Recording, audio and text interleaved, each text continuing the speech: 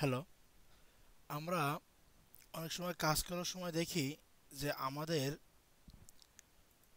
ইউরোপের সাইডে mobile number সময় ভেরিফাই হয়, কোডটা আমরা বসানোর পর এরকম দেখায় যে লিস্টিং নট ফাউন্ড।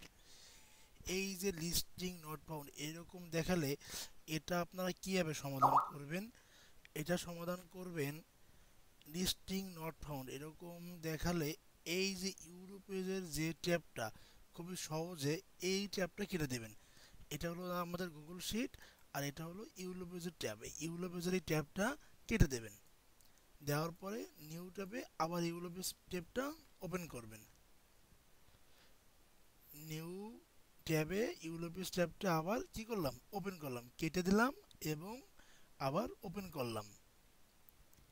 দেখেন ওপেন করলে এরপরে আমাদের একটা অপশন, আমরা এই যে প্রথম থেকে যেমন টুলস ইউর লিস্টিং এটা দিলাম, আমাদের একটা অপশন যে কল ভেরিফাই হওয়ার পরে আমরা কিছুক্ষণ ওয়েট করার পর ঘুরে আসতো, একটা অপশন থাকতো যে গো টু মাই অ্যাকাউন্ট।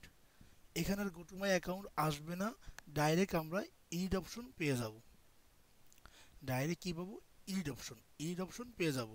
দেখেন আমি কাজ করতেছিলাম এই অ্যাকাউন্টটায়, হ্যাঁ, এই লিস্টিংটায় এই যে সিলভিয়া এক্সপ্রেস, এই যে বিজনেস নেম, এই বিজনেস নেমে আমি কাজ করতেছিলাম, এই এন্ট্রিটা বসাতেছিলাম। দেখেন এর কিন্তু কুপনসের নিচে এক নেই, ওয়ান নাই, কুপনসের নিচে ওয়ান নাই, তাহলে কি এই এন্ট্রিটা আমার করা হয়নি।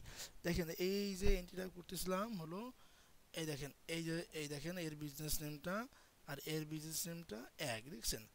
দেখেন, যদি আপনার না বুঝতে পারেন, দেখেন এই বিজনেসটা কপি করলাম, শুধুমাত্র বিজনেস নেমটুকু কপি করবেন, শিটে যাবেন, কন্ট্রোল এফ দেবেন, তারপর এটা পেস্ট করবেন। দেখেন দেখাই দেবে যে আপনি কোন বিজনেস নেমটা করতেছিলেন বা কোন এন্ট্রিটা করতেছিলেন, হ্যাঁ, এই বিজনেস নেমটা। এরপরে আমরা ঠিক ওই ইড অপশনে যাব। তাহলে কি শুধুমাত্র গো টু মাই অ্যাকাউন্ট ওই অপশনটা আমাদের যাওয়া লাগবে না। এরপরে ইডে যাব, আগের মতন আওয়ার্স বসাবো, পুরো সেম আগের মতন করবো, হ্যাঁ। এইভাবে আমরা লিস্টিং নট ফাউন্ড দেখালে এর সমাধানটা এইভাবে করব।